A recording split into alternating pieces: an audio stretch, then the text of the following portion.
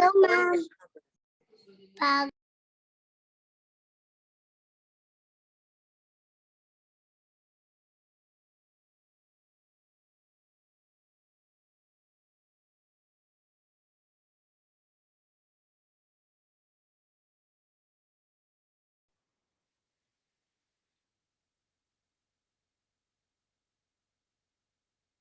अभी हमने कलश फिनिश करके हम वापस गाथा पे आने वाले थे।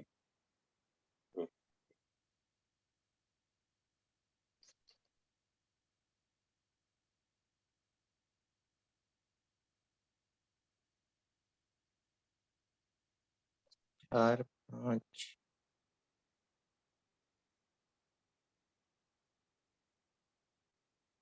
हाँ 13 नंबर की गाथा हमें स्टार्ट करनी थी। हाँ सर। 12 नंबर के कलश तक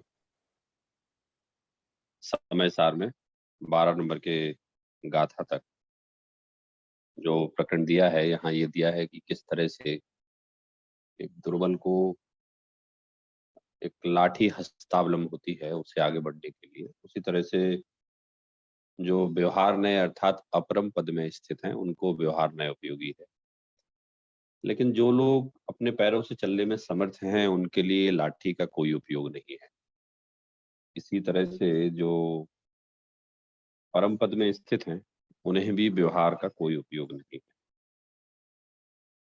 और फिर आगे उपदेश दिया 6 नंबर के कलश में कि आत्मा तो एक है, शुद्ध नय की अपेक्षा से परद्रव्य से पृथक है। तो आप ये सारे विकल्पों को छोड़कर बस केवल एक आत्मा को ही ध्याइए और उसी को अपनाइए। इस तरह से 12 नंबर की गाथा में जो कुंदकुंदाचार्य ने जो प्रकरण लिया है, कलशों के माध्यम से वो उस प्रकरण को और सरल करके और उसको बढ़ाकर बताया गया है। क्योंकि बुद्धिमान लोग जो होते हैं वो कम शब्दों में अपनी बात बोलते हैं, लेकिन अब पढ़ने वाले तो हम लोग उतने बुद्धिमान नहीं हैं। तो फिर आचार्य अमृतचंद ने उनपे जो कलश लिखे, उन कलशों से हमें ये ज्ञात हुआ कि किस तरह से आचार्य कुंद कुंद का भाव इन गाथाओं में है। 13 नंबर की गाथा हमें पढ़नी है। सर जी एक बार मुझे 7th वाली जो कलश में है ना वो याद नहीं आ रही है। मैं सोच रहा था एक बार हम फिर से उसे देख सकते हैं क्या? हाँ पढ़ ले। 7th नहीं 6 नंबर का, 6 नंबर का कलश। सर जी यहाँ पे एकत्व 7th भी आ रहा है इसके बाद, राइट? 7th भी है और फिर 13 पे फिर से जा रहे हैं। अच्छा हाँ ठीक है, ओके ओके है 7th है, एक साथ है, ओके। 6 पूरा हो गया था। हाँ ठीक है।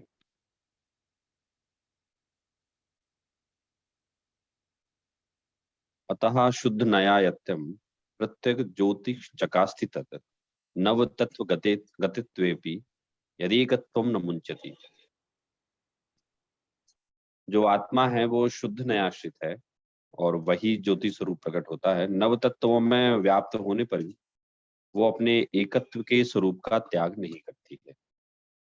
देखिए बहुत साधारण सी बात है, पूरी दुनिया में हम, ना केवल हम अपितु all people of this world, they're trying to find stability, but they are unable to find that because पर्यायों में तो कोई स्थिरता हो नहीं सकती। But still people are trying to find stability, and since time immortal they're trying, but no one succeed to establish stability in पर्याय। स्थिरता, स्थायित्व, नित्यता अगर कहीं हो सकती है तो वो मात्र हो सकती है निज स्वरूप में। क्योंकि मैं अनादिकाल से जैसा था वैसा ही हूँ। मैं निगोद में भी मेरा स्वरूप ऐसा था कि मैं अनंत ज्ञान वाला था शक्ति रूप से। नरक में भी वैसा ही था, अभी भी वैसा ही हूँ और आने वाले जितनी पर्याय रहेंगी, एक मेरा स्थायी तत्व कभी बदलने वाला नहीं। ये रूल है कि मैं, ना मेरा स्थायी तत्व कभी बदलेगा ना मैं बदलूंगा। तो यहाँ की जो आत्मा है वो शुद्ध नय की दृष्टि से देखें तो अपना एकत्व कभी त्याग नहीं करते। आत्मा जो है ये स्टेबल है, अपने आप में नित्य है, एक स्थायी तत्व है। And no one in this world who can just disturb the stability of आत्मा। तो आत्मा जो है वो शुद्ध नय की दृष्टि से देखा जाए तो अपना एकत्व का स्वरूप कभी नहीं छोड़ती है। पूरे समय सार में अगर हम एक शब्द में बात कहें तो किसकी बात की गई है? The whole समय सार is talking only about us, only about our soul। और आत्मा भी कौन सी? वो आत्मा जो पर्यायों से पार है, वो आत्मा जिसमें विकार कभी प्रवेश नहीं किया है, वो आत्मा जो अनंत गुणों का भंडार है। So the first and foremost foremost thing is that if you want stability in your life, you will have to take avlamban of a stable element। So what is the name of that stable element? The name of that element is soul, soul of none other than but your soul। एक आपने कहानी सुनी होगी, एक कोई ब्राह्मण रहता है और वो उसकी कोई अंगूठी खो जाती है, कोई पुरोहित ब्राह्मण रहता है, उसकी अंगूठी खो जाती है तो उसे पता होता है कि जैन मुनियों के पास जाने से जाएंगे तो बता सकते हैं। वो तो जाता है उनके पास, तो जैन मुनि जो रहते हैं अवधि ज्ञानी रहते हैं, वो देख लेते हैं कि ये आगे जो पुरोहित है ये जैन मुनि बनने वाला है, ऐसी योग्यता जान के उसकी अंगूठी बता देते हैं। तो वो पूछता है कि आपने महाराज ये इतनी अच्छी विद्या कहाँ से सीखी? तो बोले वो मुनि बनना पड़ेगा तुम्हें। बोले तो तुम विद्या सीख सकते हो। तो मुनि बन गया, फिर वो बोला कि अब आप बताओ कि मैं मुनि बन गया, वो विद्या मैं कैसे प्राप्त करूं? तो बोले वो विद्या बिना सम्यक दर्शन, बिना सम्यक ज्ञान चारित्र की प्राप्त नहीं हो सकती। तो उसके लिए तुम्हें शास्त्र का स्वाध्याय करना पड़ेगा। अब जैसे ही शास्त्र का स्वाध्याय किया तो उसे ज्ञात हुआ कि जिस विद्या की खोज में मैं यहाँ आया था उसे अवधि ज्ञान बोलते हैं और वो केवल पुद्गल को जान सकती है। और ऐसी मेरी आत्मा में तो केवल ज्ञान प्रकट करने की सामर्थ्य है, मतलब ये सब कुछ जो महिमा है मेरी आत्मा की है। फिर उसने अपनी आत्मा का अवलंबन किया। तो इसी तरह से यहाँ कह रहे हैं कि पूरे समय सार में if you just ask me that tell us in a single word the content matter of Samaysar, so there is only one word. Samaysar talks about only your soul. और वो इसलिए बोलती है आत्मा के बारे में जानने को क्योंकि आप हैं क्या? संसार में पर्याय परिवर्तनशील हैं। धनादि का संयोग वियोग, हमारे अच्छे बुरे संबंधों का संयोग वियोग उदयाधीन है। ये सारी चीजें उदयाधीन हैं, लेकिन एक मेरा एक स्वरूप, मेरा स्वयं का स्वरूप, ये अपने एकत्व को कभी नहीं छोड़ता है। In past time, in present time, in future time, मैं जैसा था वैसा ही हूं, उसको कोई बदलाव, उसमें कोई बदलाव नहीं हो। तो यहाँ एक्चुअली में इस 7 नंबर के एक कलश में दोनों चीजों को बताया गया है कि यद्यपि व्यवहार ने से आत्मा को अलग-अलग कहा गया है, मतलब ऐसा कहा गया है सम्यक दर्शन वाला आत्मा, सम्यक ज्ञान वाला आत्मा, सम्यक चारित्र वाला आत्मा, ऐसे कहा गया है। लेकिन कहा है कि आत्मा शुद्ध नय से देखें तो वो कभी अपने एकत्व के स्वरूप को कभी नहीं छोड़ता है। या 9 तत्व जो पहले कहे हैं आत्मा को वैसा बताया गया है, लेकिन वो अपने एकत्व के स्वरूप को कभी नहीं छोड़ता। ऐसा आत्मा का स्वभाव है, ऐसा आत्मा का स्वरूप है। तो इस तरह से जो 7 नंबर का कलश है, इसमें यही बताया गया है कि यद्यपि निश्चय संदर्शन के धारक को 9 तत्वों की सच्ची श्रद्धा उत्पन्न होती है। मतलब वो 9 तत्व जैसे हैं, वो उनको वैसा मानता है। और उस श्रद्धा को ही हम बोलते हैं व्यवहार सम्यक दर्शन। मतलब जो 9 तत्वों की श्रद्धा होती है, उसको हम बोलते हैं व्यवहार सम्यक दर्शन। लेकिन वो जो सम्यदृष्टि आत्मा होता है, वो आत्म श्रद्धान को ही सच्चा श्रद्धान मानता है और उसको निश्चय सम्यक दर्शन के नाम से कहा जाता है। तो यहाँ इस कलश में आचार्य अमृतचंद ने दोनों चीज बता दी कि किस तरह से वो 7 तत्वों को और 9 तत्वों को जानना व्यवहार सम्यक दर्शन है और अपनी आत्मा को जानना निश्चय सम्यक दर्शन है। तो ये एक 12 नंबर की गाथा में जो कंटेंट आया, पूरा सब्जेक्ट आया, उसको यहाँ आचार्य अमरचंद ने मेरे ख्याल से क्लियर कर दिया और हमारा भी एक मूड बन गया। मतलब हमें आगे की पूरे ग्रंथ की तैयारी हो गई। अब हम ये बिल्कुल नहीं कहेंगे नहीं नहीं वो व्यवहार नहीं तो जरूरी है ना, भले ही वो निश्चय नहीं कि आप बात करो, व्यवहार नहीं जरूरी तो है ना। अब मैं पता है जब कोई ऐसी बात करता है ना तो मैं उसको आंसर नहीं देता, मैं बोलता हूँ कि इनको अभी जिनवाणी का अनेकांत स्यादवाद और निश्चय व्यवहार का स्वरूप नहीं मालूम। मतलब ये क्या सोचते हैं, आप निश्चय वाले हैं और हम व्यवहार वाले हैं। तो आप निश्चय वाले कैसे हैं, क्योंकि आप केवल निश्चय नय को मानते हैं और हम केवल व्यवहार नय को मानते हैं। तो मैं कहता हूँ आप अभी नयों का स्वरूप नहीं जानते हैं। So why are you trying to tagging to me and to you that you are from व्यवहार नय एंड आई एम फ्रॉम निश्चय नय। आप ग्रंथों को पढ़ेंगे तो आपको पता चलेगा निश्चय व्यवहार नय कोई पंथ नहीं है। These are only tools to understand only a soul. वस्तु स्वरूप को समझने का एक के माध्यम है उस तक पहुंचने के। वस्तु में कोई निश्चय व्यवहार नहीं होता। But there are many people, they are just little knowledgeable and they think themselves as a complete knowledge person, and they usually just pass this type of comment. You are the follower of Nishchana and I am the follower of Vyavahar. तो जब तक वो जिनवाणी का स्वाध्याय नहीं करेंगे उनको कैसे पता चलेगा कि निश्चय व्यवहार ने पूजन करता है। अगर किसी की पूजन में रुचि है तो वो व्यवहार नय वाला नहीं हो गया, और कोई स्वाध्याय करता है तो वो कोई निश्चय नय वाला नहीं हो गया। पूजन करने में भी व्यवहार अवस्था है और स्वाध्याय करने में भी व्यवहार अवस्था है। इनफैक्ट जब तक ये जीव आत्मा में ना जाए, आत्मा का अनुभव ना करे, तब तक ये व्यवहार अवस्था में ही रहता है। जैसे हम बोलते हैं बहिरंग अवस्था में रहता है। तो कोई स्वाध्याय करने वाला कोई निश्चय वाला नहीं हो जाएगा, पूजन करने वाला व्यवहार नय वाला नहीं हो जाएगा। इसलिए सभी लोगों को निश्चय व्यवहार नय समझना चाहिए, तब जाके जो हमारे स्टेटमेंट हैं, लोगों के स्टेटमेंट हैं, हमारे तो नहीं। जो जनरल पब्लिक के स्टेटमेंट हैं, वो स्टेटमेंट ऐसे नहीं है। तो इस तरह से टिल कलश number 7, Acharya Amritchand has just explain each and everything regarding this गाथा। और हमारे भी उन्होंने एक माइंड मेकअप बना दिया कि भाई आगे आप ना नयों का प्रयोग खुद कर लेना।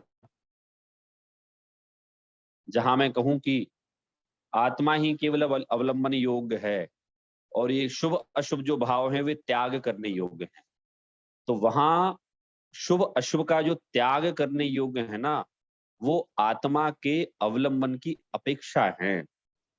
अगर आप अशुभ और शुभ की अपेक्षा देखेंगे तो अशुभ और शुभ में से तो शुभ में जाएगा। लेकिन आपने क्या सोचा कि यहाँ तो बताया गया है कि साहब शुभ भी है। तो आप उसकी अपेक्षा समझिए कि आचार्य वहां प्योर शुद्ध निश्चय नय की बात कर रहे हैं और बोल रहे हैं कि मेरे लिए दोनों समान हैं, भले ही वो निश्चय नय हो या व्यवहार नय, क्योंकि मुझे तो दोनों ही डिस्टर्ब करते हैं। सॉरी, भले ही शुभ भाव हो या अशुभ भाव हो। तो इस तरह से अब हम इस ग्रंथ की भूमिका हमें आचार्य जमाते जा रहे हैं और वो जहां भी बोले कि पूजन व्रत तप ये तो निषेध है, नहीं करने योग्य है, तो उसका तात्पर्य ये नहीं कि नहीं करने योग्य कंप्लीटली है। वो निश्चय नहीं ये बोलता है कि जब कोई भी जीव आत्मा में जाएगा तो ये तप अपने आप छूट जाएंगे, वो उनमें उपयोग नहीं लगा पाएगा। या फिर आपने केवल तप का लक्ष्य बनाया है तो आपको आत्मा की अनुभूति नहीं होगी। तो वो एक नए का बैलेंस हमें टाइम टू टाइम अपने दिमाग में रखना होगा। मैं भी आप लोगों को क्लैरिफाई करता जाऊंगा, हम लोग डिस्कस करेंगे। तो इस तरह से हमारी ये 12 नंबर की गाथा और कलश नंबर 7 हमारे पूरे हुए। Now we are going to गाथा नंबर 13। मैं यहाँ से पढ़ूंगा, आप लोग उसको रिपीट कीजिए।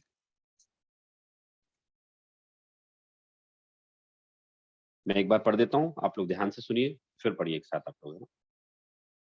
भूदत्थेणाभिगदा जीवा जीवाय पुण्य पावम चा आसव संवरणिज्जर बंधो मोखो य सम्मतम। एक बार धुन में पढ़ देता हूं मैं। भूदत्थेणाभिगदा जीवा जीवाय पुण्य पावम चा आसव संवरणिज्जर बंधो मोखो य सम्मतम। हाँ, अब सब लोग एक साथ पढ़िए इस गाथा को।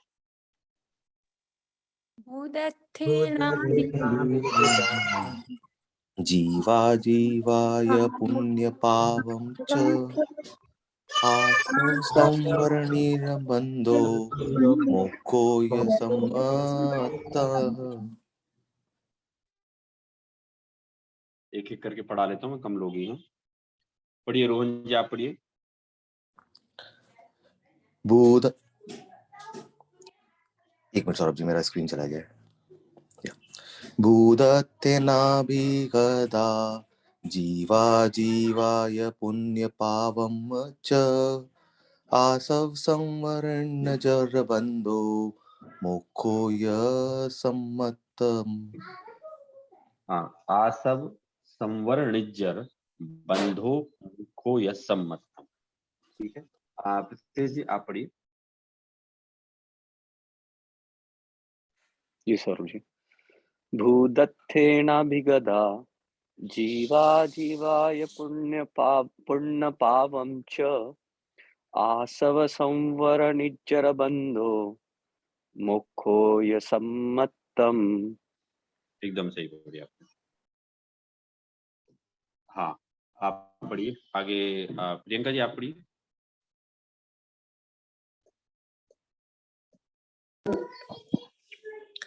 बुद्धत्थेनाभिगदा जीवा जीवाय पुण्यपावं च आसव संवरणिज्जरबन्धो मोक्षो यस्मत्तम्। ठीक है, विजल जी आप पढ़िए। भूदत्थेनाभिगदा जीवा जीवाय पुण्यपावं च आसव संवरणिज्जरबन्धो मोक्षो यस्मत्तम्। ओके, अमी जी आप पढ़िए।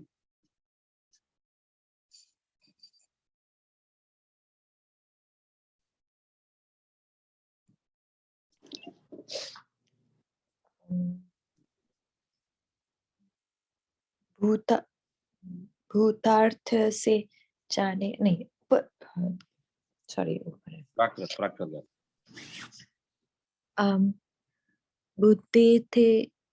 बुद्धत्थेनाभिगदा जीवा जीवाय पुण्यपावं च आसवसंवरणिज्जरबन्धो मोक्षो यस्मत्तम्। ठीक है, भूतार्थ नीचे वाला भी और जस्ट द भगवान। नहीं ये ठीक है, प्राकृत पढ़ रहे हैं हम लोग अभी। ओके, हाँ, आदर्श जी आप पढ़िए।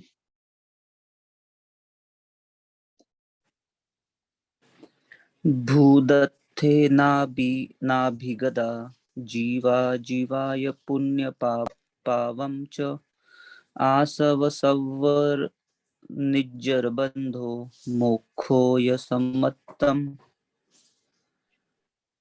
ठीक है, रेल जी नहीं है क्या?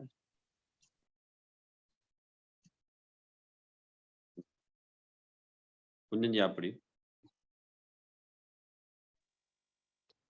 भूदत्तेनाभिगदा जीवा जीवाय पुण्यपावं च आसव संवरणिज्जरबन्धो मोक्षो यस्मत्तम्। हाँ देखिए, ये जो गाथा है, ये गाथा जैसे अपन कहते हैं ना कि गंभीर लोगों की जो वाणी होती है वो कई सारे अर्थों को लिए हुए होती है।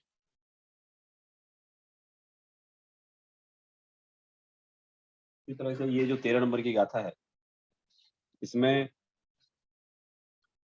आचार्य कुंद ये कह रहे हैं कि जो भूतार्थ से जो जीव अजीव पुण्य पाप आश्रम संवर निर्जरा बंध और मोक्ष इनको जानता है, ये नव तत्व ही सम्यक दर्शन है।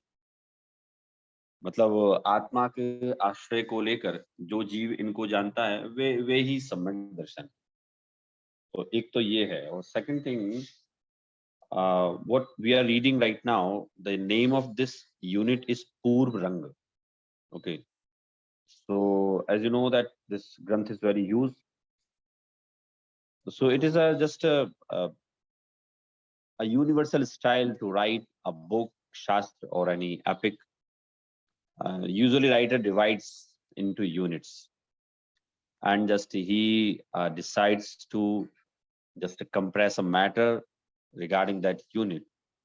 So it is very easy to understand that granth, that book or epic, because when writer divides that book into units, so we are just concentrated what we are just going to learn, what we are going to know from that unit. So in our further class, we will study जीव अधिकार, जीवाजीव अधिकार, आश्रव अधिकार, संवर अधिकार, मोक्ष अधिकार, सर्व शुद्ध ज्ञान अधिकार.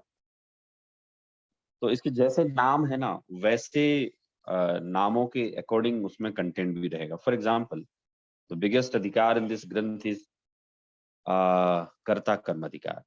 तो कर्ता कर्म अधिकार is a name, karta karma adhikar. So Acharya Kunkun will just explain about karta karma, how this jeev is considering himself as a doer of each and everything, and he just consider himself as a controller. So it is called kartatva buddhi. So we will be very clear when we will just recall the name of that karta karma adhikar, jiva jiva adhikar. Jiva jiva adhikar, it means Acharya is just going to tell about jeev and ajeev. When we just recall the name Punya Pap Adhikar. So Punya Pap Adhikar, it means Acharya is going to tell something about Punya and Pap, and he is just going to explain the real meaning of Punya and Pap. The name of Adhikar is Moksha Adhikar. So Moksha Adhikar, it means he is just going to tell you the way. He is just going to tell you about Moksha and Nirjara and Sambar. So Acharya Kunkun was very intelligent Muni, and he just self-realized his soul. And he has written this Gatha number 13. So basically, it's a very simple Gatha. भूतार्थ से जो जीव अजीव पुण्य पाप, भूतार्थ से जाने हुए जो जीव अजीव पुण्य पाप आश्रव संवर निर्जरा बंध और मोक्ष हैं, ये नव तत्व ही सम्यक दर्शन है. मतलब ये आप जो कहा था कि भाई व्यवहार सम्यक दर्शन है, तो यहाँ उन्होंने क्लियर कर दिया कि आत्मा यद्यपि इन नव तत्वों में रहते हुए भी अपने एकत्व को नहीं छोड़ती. तो यहाँ आचार्य ने ये भी कह दिया कि भाई ये आप इनको आत्मा के लक्ष्य से जानो, इनको जानने का आपका टारगेट होना चाहिए, तो यही सम्यक दर्शन है. और सेकंड, हमें ये भी ज्ञात होता है कि आचार्य ने इसी क्रम से या ये आगे आने वाले अधिकारों में अधिकारों के नाम है ये. तो उन्होंने 13 नंबर की गाथा में बता दिया कि now I am going to just divide this ग्रंथ इनटू दीज अधिकार, जीवा जी, पुण्य पाप आश्रव संवर बंध एंड मोक्ष सर्व ज्ञान अधिकार एटसेट्रा. तो हम लोग एक कंटेंट में बहुत क्लियर हो गए कि अब वो क्या कहने वाले हैं. तो इससे ये हो सकता है कि एक राइटर जब अपना आगे का थोड़ा सा कंटेंट क्लैरिफाई करता है, so it just create interest when the readers they are reading, it create just interest, वो उनका इंटरेस्ट क्रिएट होता है. और उसके बाद फिर वो आगे पढ़ने के लिए लालायत होते हुए पढ़ते हैं कि अच्छा अब इसमें ये मैटर आने वाला है. तो ऐसे ही इसमें एक सूचना दी है, पूर्व सूचना दी है आचार्य ने. और मैं ऐसा समझता हूँ कि मतलब मेरा ये it is my own experience कि इस क्लास में जो 12 नंबर की गाथा तक रुक गया, अब वो पूरा समयसार सुनेगा. क्योंकि क्या होता है, समयसार कोई डे टू डे की चीज तो है नहीं. भाषा भी आपने देखी होगी, it's a difficult language to understand and to read. भाव भी इसके कठिन है. तो मेरा ऐसा खुद का इतने सालों का टीचिंग एक्सपीरियंस है कि अगर किसी ने 12 गाथाएं सुन ली तो फिर वो आगे का सुनेगा, क्योंकि अब आप उसके कंटेंट को अच्छी तरह से जान चुके हैं. आप उसका मैटर आप लोगों ने समझ लिया कि इसमें कंटेंट ऐसा आने वाला है, then you have just made up your mind accordingly that this is the content and we are going to understand about myself. So it is very clear. We are going to understand about myself, about my soul through understanding the Nishchayan Vyavharne, through Syadvadan Anekan. So before understanding my soul, I will have to understand Nishchayan Vyavharne and Syadvadan Anekan. You know, one thing I would like to tell you over here that ordinary people, they just do ordinary work. That's why they are ordinary. But those person, they consider themselves as extraordinary. So they dare to do those things which are extraordinary.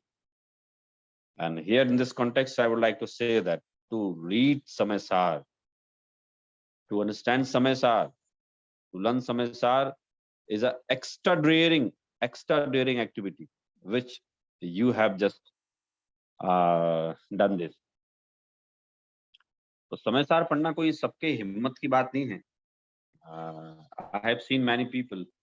They always say that Saurabh I'm not so much of intelligent that I can understand Samaysar like Granth or Jinwani, because though I'm a religious, but I usually just go temple, do puja, and that's my routine for religious activity. So I usually tell those people who consider themselves as a religious by doing only puja, I just tell that it is in Jinwani, it is your Shravak duty to do puja and to follow the Shravak Kartav. It is your Shravak duty, but to read, to listen Jinwani, to understand it is an extraordinary and daring work. तो मैं even 12 गाथाएं पूरी हो गई. मैंने जब start किया था पढ़ाना, तो मुझे 2-1 लोगों पे कॉन्फिडेंस था. एक प्रीतेश जी पे था, एक प्रेरित जी पे था, एक कुंजन जी पे भी था, कि हाँ ये लोग तो हो सकता रुक जाएं.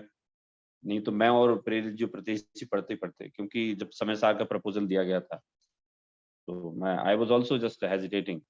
It's a difficult ग्रंथ एंड इसको मुझे थोड़ा इंग्लिश में भी समझाना पड़ेगा. मैं समझा रहा हूँ कि वो इंग्लिश में समझाना कोई प्रॉब्लम नहीं है, बट इसका कंटेंट मैटर तो डिफिकल्ट है. ये आप लोग को भी मानना पड़ेगा और मैं भी बोलता हूँ difficult in the sense it is out of routine. ये लीक से हट के बात है ना, ये लीक की बात नहीं है ना.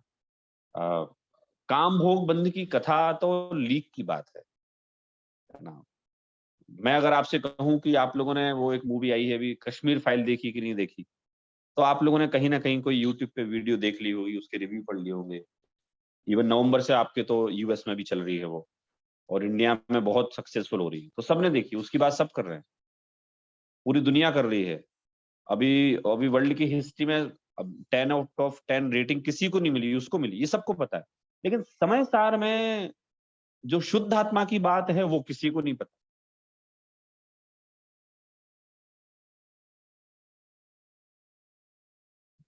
तो हम लोग अब Samaysar के कैसे यूनिवर्स में प्रवेश कर रहे हैं, जिसके बारे में ऐसा कहा जाता है, once you have understood Samaysar, once you have read Samaysar, so you have completed your foundation of Samyak Darshan. There is no matter whether you will just get Samyak Darshan in this bhav or next bhav, but it has confirmed that in any bhav, now you are liable, you are patra, or to get Samyak Darshan. Because without data, you will not be able to take decision, and data must be appropriate. The data must be right, and accept the righteousness of the data. You will have Shraddhan on that data. Who has written that data? From whom we have received this data? So though we think that Acharya Kun is just transmitting this data to us, but it is half reality. Actually, this data has directly come from Bhagavan Mahavir. It means from Kevali, through Kunkundacharya. So Kunkundacharya has narrated exactly that thing which he has realized. And how he realized himself? He realized himself by knowing Jinwani, by knowing the Vani of Gandhar, the Vani of Jinandev. So directly this Vani is coming from Sarvagyadev. So you can know that how important is this and how daringful work is it to Samaysar, to understand, to read Samaysar. So many congratulations to all of you that till 12th Gatha, you are still just daring to attend this class, and now I'm confident. You are 8 and 10 member. Right now you are 8, but 10, 11 member, you are just regularly coming in the class and daring to attend. And I hope मैं आप लोगों को समझा पाऊंगा कि Samaysar का क्या content है. वैसे तो जिनवाणी की किसी भी हम अनुयोग को ये नहीं बोल सकते कि ये काम का नहीं और ये काम का है, संपूर्ण जिनवाणी काम की है। But we are having a short time, you know, we are not having so much of time, 100 years, 200 years. We are having only 20, 25 years. So within this short time, we will have to complete our study, which are useful. हम कहते हैं ना कि फिर हम महत्वपूर्ण काम करेंगे। वैसे समयसार is a ग्रंथ which आचार्य कुंद has written in such a manner कि एक बार 4 से 16 गाथाएं इसकी हमने पढ़ ली तो हमें समझ में आता है कि हम क्या पढ़ रहे थे, अभी तक हम क्या समझ रहे थे, हम क्या कर्तृत्व का बोझ लेके अपने माथे घूम रहे थे। हम बात करते थे सम्यक दर्शन की और कर्तापने का बोझ अपने माथे लेके घूम रहे थे। मैं पर पदार्थों का भोक्ता हूं, इस बात को हमने सोच रखा था और हमने अपनी आत्मा की शक्तियों को अंडर एस्टिमेट किया और ये हमने गलत समझा कि जिनवाणी में शुभ भाव का निषेध किया गया। यहाँ तो कोई निषेध किया नहीं गया, यहाँ तो मात्र नयों की अपेक्षा बताई गई है। शुभ भाव किस भूमिका में निषेध के योग्य हैं, इट इज ऑल्सो अंडरस्टैंडेबल। ये हमें समझना चाहिए किस भूमिका में वो निषेध योग्य है। तो ऐसे करके हम जब ये पढ़ रहे हैं, मीनवाइल आपको पढ़ते पढ़ते काफी चीजें क्लियर हो जाएंगी। और समय सार हमें एक लक्ष्य दे रहा है, इसके एक एक अधिकार, अब जो हम आगे पढ़ेंगे, एक एक अधिकार हमें लक्ष्य दे रहे हैं। एक एक अधिकार हमें वस्तु की उस व्यवस्था की सूक्ष्मता को बताने वाले हैं, जो वस्तु की सूक्ष्मता सामान्य पुण्यशालियों की के वश की बात तो है। मैं आप लोगों से एक फीडबैक जरूर लेना चाहूंगा अभी कि आप लोग व्हाट डू यू थिंक, समय सार जैसा महान ग्रंथ पढ़ने का सौभाग्य होना, आप लोग क्या मानते हो? इट इज जस्ट कोइंसिडेंस और ये महापुण्य का उदय है जिसके कारण से हमें ये सौभाग्य, मुझे आप लोगों के साथ चर्चा करने का, आप लोगों को चर्चा में शामिल होने का मिला। तो ये केवल एक हम लोगों ने समझ लो व्यवस्था बनाई है तो उसका कर्तव्य है कि ये हमारे महापुण्य का उदय है। What will you think about this? Kunjan ji आप बताइए। सौरभ जी, मैं बहुत बार ऐसे सोचता हूँ कि जब अगेन हम पहले तो श्वेतांबर थे और क्या पढ़ना चाहिए क्या नहीं पढ़ना चाहिए वैसा, और जब जब धीरे धीरे धीरे दिगंबर के शास्त्र पढ़ने लगे, और अभी भी मुझे ये सवाल आता है कि इतना, सबसे पहले तो ये कि ये पुण्य का उदय नहीं होता तो हो ही नहीं सकता, और दूसरी ये बात कि इतना महान शास्त्र या ग्रंथ जो लिखा गया है वो यूनिवर्सली एक्सेप्टेड क्यों नहीं है? क्योंकि श्वेतांबर में तत्वार्थ सूत्र को तो भी मानते हैं, समय सार के बारे में बात ही नहीं होती है, but to me it is just fortunate होने के अलावा और कुछ सोच ही नहीं सकते। और दूसरा, मैं अभी ये मन में ये आ रहा था कि इफ समवन इज भव्य तो ही वो इस दिशा में जाएगा, नहीं तो वो दिशा में उसका मुड़ेगा भी नहीं। सो मेरे हिसाब से तो ये once in life time opportunity नहीं है, बट वंस इन लाइफ, मतलब ये लाइफ तो नहीं, future any as many lifes की अपॉर्चुनिटी है, just to go on the right path, get samyak darshan and then attain the ultimate goal of moksha. Great. आप जानते हैं ये गाथा, एक एक गाथा को मैं ऐसा समझता हूँ कि एक एक गाथा ना एक एक सीक्रेट है, एक एक सीक्रेट फॉर्मूला है काय का भाव के अभाव करने का। एक एक सीक्रेट फॉर्मूला है हमारे अज्ञान अंधकार को दूर करने का, हमारी आकुलता को दूर करने का, हमारे कर्तृत्व के बोझ को दूर करने का। एक एक फॉर्मूला है, पता है, ये सीक्रेट फॉर्मूला है। अब रही बात यूनिवर्सली एक्सेप्टेड क्यों नहीं किया गया, किया भी नहीं जा सकता है, क्योंकि ये प्रिंसिपल जो है ना, ये पेशेंस मांगता है, इंटेलिजेंस ही मांगता है, और मोर ओवर महापुण्य का उदय मांगता है। और since last 21 years I have been teaching and what I have observed कि समय सार पढ़ने का पुण्य का उदय नहीं होता सबका। ठीक है, वो कहानियां पढ़ सकता है, पूजन करने का भी हो सकता है, लेकिन समय सार जैसे महान ग्रंथ को पढ़ने का एक उसको भाव आना, वैसी बुद्धि होना, वैसे एक माहौल मिलना, it's a kind of difficult thing. तो कुंदन जी ने एकदम बहुत अच्छा बताया कि उनकी लाइफ कैसे बदली है। मतलब समय सार के तो मैं आपको कई किस्से बता सकता हूँ। जब क्लास चालू हुई थी ये वाली अपनी, it is a matter of 2009, then I started to just create video book of Samaysar. तो समय सार मैंने पढ़ा था उस समय, अच्छे से ऑफ कोर्स पढ़ा था उसके पहले। लेकिन उस समय जब पिक्चर्स इमेजिनेशन करने की बात आई, तो इमेजिनेशन हुई उसकी। और उस समय आप मान के चलिए कि 3 साल केवल एक ग्रंथ पर डीपली अध्ययन करके उनका पिक्चराइज़ेशन पूरा इमेजिनेशन करना पूरा। तो मुझे उस समय लगा कि पहले हमने समय सार पढ़ा था मैंने, लेकिन अभी जब मैं इस काम को ऐसे इस रूप में कर रहा हूँ तो ये तो बहुत अद्भुत चीज़ है। और अ, उस समय कई लोग अपने संपर्क में आए जिनने समय सार पहले नाम सुना था। लेकिन वीडियो बुक देखने के बाद वो कई लोग बोले कि हमने समय सार सुना था लेकिन हम कभी हिम्मत नहीं कर पाए, और वीडियो बुक देख के हमें वो समय सार समझ में आया। है ना? ऐसे कई लोग हैं, जैसे उसमें से एक एक एक मेरे एक थे, तो उनको समय सार की सीडी चाहिए थी, वो टाइम सीडी का था, it is the matter of 2013-14। तो वो बड़े प्रभावित हुए थे उस समय सार से, और वो ऑस्ट्रेलिया में रहते हैं वो, अभी कल आ रहे हैं। तो स्पेशली दिल्ली के रहने वाले हैं, कोई काम नहीं उनको इंदौर में, केवल 2 दिन मेरे साथ रहने आ रहे हैं। तो अब मैं बोलता हूँ कि कौन-सी हमारी पहचान है उनसे? आप लोगों से इनफैक्ट है ही मेरी पहचान, समझ लो 2 10-11 साल से। कौन-सी पहचान है? लेकिन केवल एक साधारण वात्सल्य, समय सार का कनेक्शन समझो। साधारण वात्सल्य का कनेक्शन, समय सार का। और now his life, his life has turned completely. He is coming here to spend with me 2 days यात्रा एंड विल स्पेंड टाइम। और उनका कहना यही है कि मेरा जो लाइफ चेंज हुई है और जो उदय आया है, वो उसको तो मैं शब्दों में व्यक्त नहीं कर सकता। तो ऐसा ही है, समय सार को पढ़ने का सबका उदय नहीं होता कुंदन जी, इसलिए इसे यूनिवर्सली एक्सेप्ट नहीं किया जा सकता। एक चीज़ मैं आप लोगों को ज़रूर पूछना चाहता हूँ, आजकल मैं कुछ चीज़ें देख रहा हूँ कि वहाँ जो अंग्रेज हैं, ये लोग भी समय सार पढ़ाने लगे हैं वहाँ, आपके यहाँ।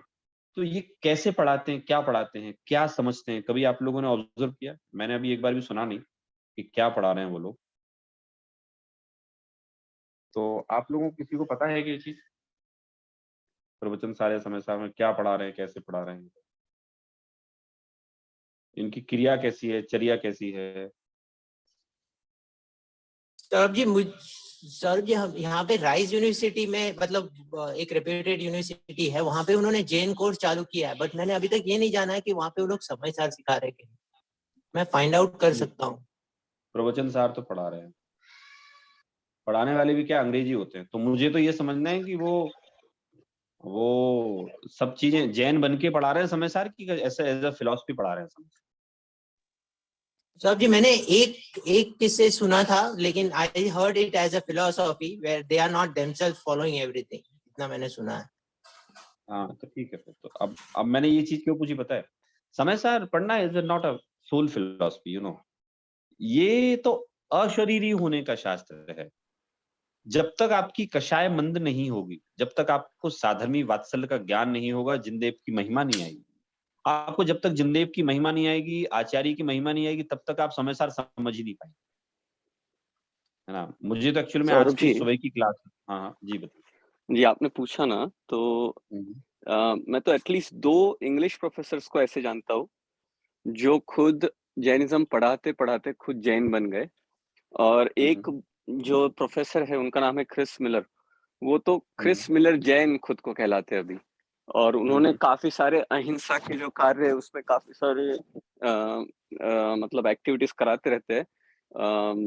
बी इट तपस्या, B it non violence, B it whatever, awareness फैलाना। तो ये काफ़ी काफ़ी सारा काम, आर्टिकल्स लिखना, फिर वो ये करना सबको अवेयरनेस देनी। तो क्रिस मिलर करके एक है, और यहाँ पे एक रिचमंड में हुआ करते थे, वो अभी गुज़र गए, उनका एक्सीडेंट हो गया, बट वो खुद को बहुत ज़्यादा जैन मानते थे, यहाँ के काफ़ी जैनों से भी ज़्यादा, और काफ़ी सारी उन्होंने आचरण में बदल कर दिया था। अभी वो समय सर पढ़ाते हैं कि नहीं ये मुझे पता नहीं है। काफ़ी सारी यूनिवर्सिटीज़ में कोर्स तो चालू हो गया। मैंने कल ही एक्चुअली 1 घंटे कोशिश करी कि सिलेबस ढूँढ पाए कि कहाँ-कहाँ पे क्या सिखा रहे हैं, बट नहीं ढूँढ पाया online. So it's a challenge. But काफी लोग जो है खुद बदल जाते हैं, बट काफी लोग ऐसे भी है हाथ में कॉफी का मग होगा और ये सब करते करते पढ़ाते होंगे just as a something that they want to teach, इस तरह से भी होते हैं, बट ऐसे भी है परिवर्तन जिनमें हो गया। नहीं नहीं, मुझे तो what I wanted to know that कि इनका जिनदेव के बारे में श्रद्धान क्या है। देखिए आचरण जैसे वेजिटेरियन खाना खाना, ये तो एक वीगन कंसेप्ट भी है, जो कि there are many lakhs and lakhs people in this world they are following this. मेरा कंसेप्ट है कि आचार्य कुंद कुंद के श्रद्धान के बगैर, उनके स्वरूप जाने बिना और सर्वज्ञ वीतरागी जिनदेव के स्वरूप को जाने बिना वो क्या फील करते हैं, क्या समझते हैं, क्या समझाते हैं। Though I have never heard that kind of people, but I have read somewhere that this lecture is going to take this English people and on समय सार।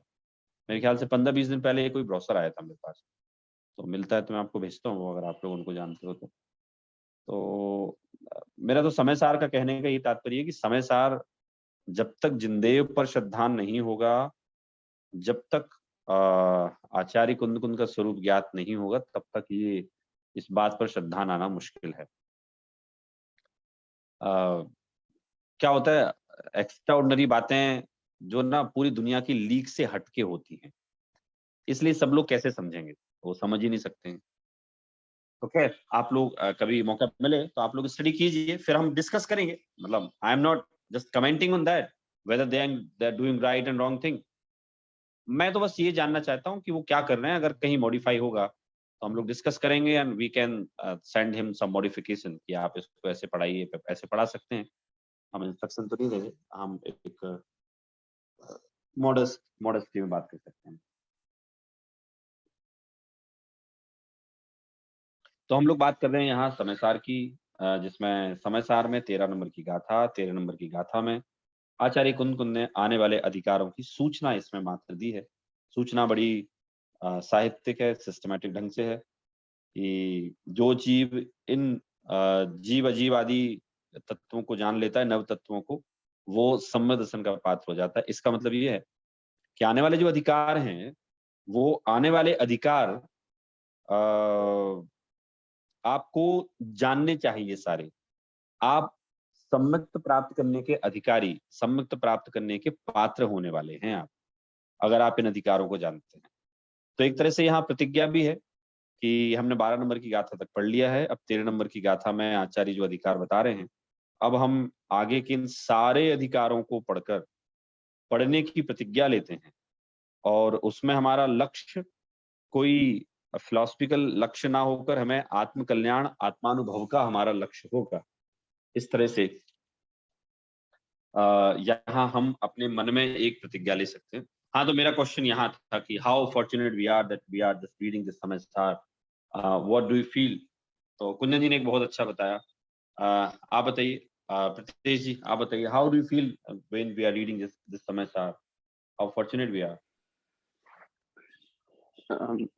अभी we have just started learning समय सार, so but जिस तरह से सुना है कि इस ग्रंथ ने कितने लोगों को ट्रांसफॉर्म कर दिया, जैसे मुनिराज, काफी सारे बड़े बड़े मुनिराज आचार्य सिर्फ इस ग्रंथ सुन के पूरी लाइफ ट्रांसफॉर्म हो गई। तो very excited and eager to learn. अभी तो हमें सिर्फ झलक मिली है, पूरा डीप डाइव करेंगे तो सच्चा उसका सार हमें पता चलेगा। बट बहुत सालों से एंशियस था, एंजाइटी थी और ईगरनेस थी कि इस ग्रंथ के लिए खुद को तैयार करना है। इतने सालों से यही था कि am I ready to read this ग्रंथ, यही एक मन में था। So very excited and looking forward to it. बहुत उत्कंठा है और एक एक्साइटमेंट है अंदर से पढ़ने की। बहुत लकी समझ रहा हूँ मैं खुद को कि ये मौका मिल रहा है, आप हमें समझा रहे हैं। गुड। तो ये हम डिस्कस इसलिए कर रहे हैं क्योंकि अब 13 नंबर की गाथा में जो आचार्यों ने अधिकारों की सूचना दी है, उस अधिकारों की सूचना में आचार्य ने बहुत स्पष्टता से कहा है कि इन अधिकारों के जो नाम मैंने यहाँ दिए हैं ना, जिस क्रम से दिए हैं, उसी क्रम से अब आगे आने वाले अधिकार जो हैं वो आने वाले हैं। आपने एक चीज ध्यान दी होगी कि तत्व के नाम हम जब लेते हैं तो ऐसे लेते हैं कि जीव अजीव आश्रव बंध संवर निजरा मोक्ष। लेकिन यहाँ आचार्य ने आप देखिए जीव सॉरी आश्रव के बाद बंध आना चाहिए था, लेकिन आश्रव के बाद संवर लिया, निर्जरा लिया और फिर बंध लिया। तो ये कोई टाइपोग्राफिकल मिस्टेक नहीं है या कोई आचार्य ने कोई ध्यान ना दे पाया, ऐसा नहीं है। इंटेंसली उन्होंने ऐसा लिखा है एंड वो जब बंध अधिकार आएगा तो आपको क्लैरिफाई भी हो जाएगा कि ये 7 तत्वों के क्रम में आचार्य ने बंध को मोक्ष के पहले क्यों ले लिया, जबकि ये तो आना चाहिए था आश्रव के बाद, अगर ये 7 तत्वों की बात कर रहे हैं तो वो बुद्धिपूर्वक रखा गया है वो। और इस तरह से जो अधिकारों का विभाजन है, ये अधिकारों के विभाजन की गाथा है। और साथ में ये मैसेज भी है कि जो जीव इन सारे अधिकारों को पढ़ेगा वो सम्यक्त को प्राप्त करेगा। इसे हम व्यवहार सम्यक दर्शन बोल सकते हैं, जानने को। और जब ये जीव इनको जानकर आत्मा का अनुभव करेगा तो हम उसे निश्चय सम्यक दर्शन हम वहां उसको बोलेंगे। तो एक इसमें अगर हम इसकी जिस्ट देखें तो हम देखें कि जो आचार्य अमृतचंद ने जो समय सार की संस्कृत टीका है उसमें इन्होंने पूरा क्लियर किया है और उन्होंने कहा है कि भाई ये आत्मानुभूति करने का शास्त्र है और आत्मानुभूति करने के लिए आपको आगे आने वाला जो कंटेंट है वो पढ़ना पड़ेगा और इसका उद्देश्य अपने आत्मा को स्वयं जानना है। इसमें आत्म प्रसिद्धि नहीं करना है, अपने आत्मा को स्वयं जानना है और उसमें ही हमें अपनापन स्थापित करना है। जब तक आपका अपने में सर्वस्व समर्पण नहीं आएगा तब तक आप सम्यक दर्शन प्राप्त नहीं कर सकते। पर बात तो ये है कि वो अपने में अपनापन कैसे आए, हमारे पास कुछ डेटा तो होना। How we will decide. अभी तो हम क्या मानते हैं, मैं स्त्री हूँ, मैं पुरुष हूँ, मैं जॉब करता हूँ, मैं व्यापार करता हूँ, मैं गोरा हूँ, मैं काला हूँ, ये मानते हैं। लेकिन एक डेटा तो होना चाहिए ना हमारे पास। तो एक डेटा आचार्य बता रहे हैं कि भाई आपको अपने में अपनापन स्थापित करना है, उसी से आपको सच्ची समझ पैदा होगी, सच्चा मोक्ष मार्ग पैदा होगा और आपको अपने में एक समर्पण तो चाहिए। मैं एक न्यूज़पेपर में कल पढ़ रहा था कि जो आईआईटी या आईआईएम में जो स्टूडेंट होते हैं तो उनकी लाइफ स्टाइल बता रहे थे कि वो हर 3 दिन में एक दिन ही नहा पाते। तो मैंने कहा I was curious to read that कि 3 दिन में एक दिन क्यों नहाते हैं भाई, ये तो विदेशों में नहाते हैं, भारत में तो रोज नहाते हैं बच्चे, ठंड पड़ती ना यहाँ। तो पता चला कि उनको इतना भी टाइम नहीं मिलता, पता है they are so engrossed and engaged in study कि उनको इतना भी टाइम नहीं मिलता कि वो नहा पाए। तो वो 3 दिन में एक बार नहाते हैं वो। अब मैं सोचता हूँ कि अगर इतनी तन्मयता से ही अगर हम शास्त्रों को पढ़ें तो हमारा काम हो ही जाए, पता है। लेकिन बात यह है ना कि इतनी तन्मयता से कैसे पढ़े कोई, वो उतना ना उदय है, ना रुचि है, ना बुद्धि है समझने की। तो आप तन्मयता का अंदाज लगा सकते हैं। इसलिए खैर आईआईटी और आईआईटीएन और आईआईएम के लोग, बच्चे जो हैं वो पूरे वर्ल्ड में सबसे प्योर इंटेलिजेंसी वाले माने जाते हैं, क्योंकि बहुत तपाया जाता है उनको पढ़ाई में, जहाँ बहुत पढ़ाई कराई जाती है, बहुत प्रैक्टिकल कराया जाता है। इसलिए पूरे वर्ल्ड में ये आईआईएम और आईआईटी के बच्चे फैले हुए हैं। तो मैं तो देख रहा था कि कितना डेडिकेशन है। ऐसे यहाँ अपन समर्पण की बात कर रहे हैं कि जब तक हमारा समर्पण अपने में, हमें हमारा समर्पण 100% नहीं होगा, 100% नहीं होगा, तब तक हम जो इसमें आत्मा बताई जा रही है, जो जीव का स्वरूप बताया जा रहा है, वो जीव का स्वरूप आ ही नहीं सकता है। वो समझ में हमें उसका आत्मानुभव हो ही नहीं सकता है हमें, जब हम पर को असत्यार्थ और स्व को सत्यार्थ हम समझ ही नहीं सकते। तो इसके लिए हमें बहुत आवश्यक है कि हम सर्वस्व समर्पण करें, किसी और में नहीं, हम अपना पूरा समर्पण जो करें हम खुद में ही करें हम। तो इस तरह से इस गाथा में जो सूचना दी गई, बस इतना ही इसका एक एक्सप्लेनेशन हम देख सकते हैं कि इतना ही है इसमें। फिर इसके बाद आचार्य अमृतचंद ने 8 नंबर का कलश लिखा हुआ है इसमें, और इसी बात को पुष्ट करने के लिए उन्होंने कलश लिखा है कि हे भव्य जनों, तुम नव तत्वों में प्रकाशमान एक आत्म ज्योति को ही देखो। तो जैसा कि मैंने अभी बताया 13 नंबर की गाथा में, कि यद्यपि कह रहे हैं कि वो नव तत्व हैं और वही सम्यक दर्शन है, लेकिन आपको उसमें देखना क्या है। What is your aim, what is your aim to look into that. तो उसके लिए 8 नंबर का कलश आचार्य अमृतचंद क्लियर कर रहे हैं। और पढ़ लेते हैं उसको एक बार, मैं हिंदी में बता देता हूँ, डिटेल भले ही हम अगली बार कर लेंगे, है तो थोड़ा सा बड़ा है। और फिर इसमें इसके बाद 9 नंबर का कलश भी है 8 नंबर के बाद, और 10 नंबर का कलश है। तो 13 नंबर की गाथा की बात को क्लियर करने के लिए आचार्य अमृतचंद ने 3 कलश लिख दिए हैं इस पर। और वो तीनों कलश लिखने की आवश्यकता भी इसलिए पड़ी क्योंकि वो ये बताना चाहते हैं कि आप ये 9 तत्व जान तो लोगे, लेकिन आपका टारगेट क्या है उसको जानने के लिए, आप क्यों जानेंगे। तो उसके लिए उनने पूरे 3 कलश लिख दिए। इसमें सोने का उदाहरण दिया जा रहा है। फिर उसके बाद कहा गया कि निक्षेपों के चक्र विलय में नहीं जन्मते, एक इस तरह का कलश है। और आप सारे समस्त संसार के संकल्प विकल्पों से मुक्त होकर आप एक शुद्ध नय का आश्रय लीजिए, ऐसा इन 3 कलशों के माध्यम से आचार्य अमृतचंद 13 नंबर की गाथा को क्लैरिफाई करेंगे। अभी हमारा समय हो गया, और आप लोग अगर कुछ समझ में ना आए ना तो आप लोग बिल्कुल पूछ सकते हैं। I know this topic is little difficult and unfamiliar. मैं अपने फ्लो में आपको बताते जाता हूँ, तो मैं ऐसे समझता हूँ कि आप सब लोग समझ रहे हैं। बट मेरे एक बात और इसमें कहना कि थोड़ा सा हमें कंसंट्रेट होके तो समझना पड़ेगा। एक तो लीग से हटके टॉपिक है, कभी हमने सुनी नहीं ये बात, थोड़ा सा विश्वास करना भी कठिन है कि यार हमारी इतनी महिमा, हम इतने बड़े आदमी हैं क्या। समय सार में जितना बड़ा आदमी है बताया जाएगा ना, तो हमें ये विश्वास करना पड़ेगा हम इतने बड़े आदमी हैं जितना इसमें बताया जा रहा है। तो आप लोग बीच बीच में पूछ सकते हैं अगर if you find any difficulty to understand, कहीं आपको समझ में नहीं आ रहा हो तो without hesitation you can ask, क्योंकि once you have just miss this time, so you will just miss the bus to ask that question or to understand that particular topic. तो आई होप सबको समझ में आ रहा है, अभी तक तो आ रहा है समझ में सब लोगों को। हाँ सौरभ जी। क्योंकि वैसे भी 20 नंबर की गाथा के बाद तो टेस्ट होगा, फिर से टेस्ट होगा, तो हर कुंजी मुझे याद दिलाते रहिए, हर 10 गाथा के बाद ना टेस्ट लिया जाएगा। ठीक है सौरभ जी।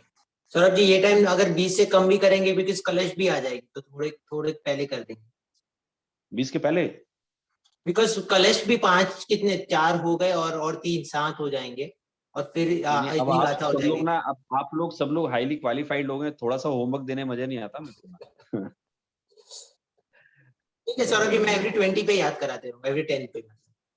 हाँ नहीं हम करेंगे ना। मैं देखो मैं चाहता हूँ आप लोग थोड़ा टॉपिक ज्यादा लें पढ़ने के लिए, तो ज्यादा टॉपिक पढ़ने के लिए लेंगे तो आपको थोड़ी मेहनत ज्यादा करनी पड़ेगी, थोड़ा आपका दिमाग भी थोड़ा सा ज्यादा जल्दी मूव होगा। फिर कभी हमें लगेगा कि 5-5 पे करना, 5-5 पे करेंगे, लेकिन 10-10 पे कभी हमने डिसाइड किया तो वैसे ही हम करेंगे। ठीक है सर। तो चलिए इस तरह से मैं समझता हूँ आप लोगों को समय साथ समझ में आ रहा है। और अब हम अगली बार 8 नंबर का कलश, 9 नंबर का कलश, 10 नंबर का कलश कोशिश करेंगे एक दिन में 2 कलश हो जाए हमारे, और हम उसको पढ़ने वाले हैं। तो आज की क्लास हम यहीं समाप्त करते हैं इस आशा के साथ कि आप लोग समय सार पढ़ के समय सार मय हो जाएंगे, समय सार की अनुभूति कर लेंगे, और साथ में मैं भी समय सार की अनुभूति कर पाऊं, यही भावना मेरी खुद के लिए है और आपके लिए भी है। लास्ट टाइम आप लोग सब एज अ फ्रेंड हैं, तो लास्ट टाइम मैं बता देता हूँ, लास्ट टाइम मुझे जयपुर बुलाया था, मुझे और गौरव जी को। कुंजन जी पता है ना आपको, मुझे गौरव जी को जयपुर बुलाया था। नहीं सर, नहीं सौरभ जी, नहीं पता मुझे। हाँ that's why I just could not take class, जो क्लास नहीं हुई थी ना वो यही रीजन था वो। सर जी आप पीटीएसटी के जो प्रोग्राम था उसमें गए थे क्या? हाँ उनने एक्चुअली में मेरे को गौरव जी को ऐसे कॉम्बिनेशन के रूप में याद किया था कि you are scholar as well as businessman, तो 2 चीजों को साथ में लेके चल रही ये यूनिक क्वालिटी है। तो उनने एक जनवाणी के सम्मान के रूप में बुलाया था हमें कि आपने तत्व ज्ञान को भी खूब आगे बढ़ा रहे हैं और बिजनेस में भी आप लोग आगे बढ़ रहे हैं, तो मैंने बोला मैं व्यापार में तो मैं नहीं मानता बहुत आगे हूँ, लेकिन हाँ जिनवाणी के लिए हमेशा हमें लगता है कि ज्ञान के लिए काम करना चाहिए। तो वो लोगों को एक मोटिवेशन मिले इसके लिए बुलाया था। तो अच्छा मोमेंट था। यूट्यूब पे वीडियो आप लोग देख भी सकते हैं। हाँ सौरभ जी, मैं फाइन करके मतलब आप भेजना तो मैं भेज दूंगा। और दूसरा ये कि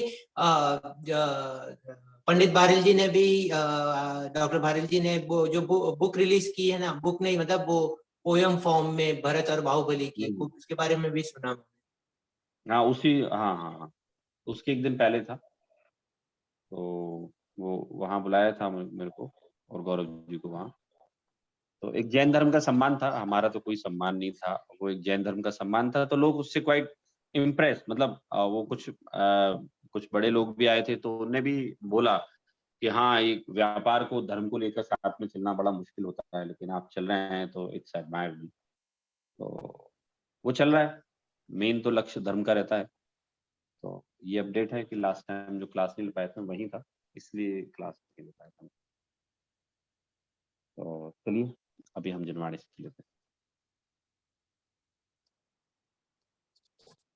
निज निधि निज में बताई यह अनंत उपकार है, इसके लिए जनवाणी माँ को वंदना शत बार है, वंदना शत बार है। जय जय जिनेंद्र। जिनेंद्र। जय जिनेंद्र, थैंक यू। जय thank you Saurabh ji. Jinendra. Thank you जय सौरभ जी, जिनेंद्र। खूब खूब अनुमोदन आपकी। जय जिनेंद्र।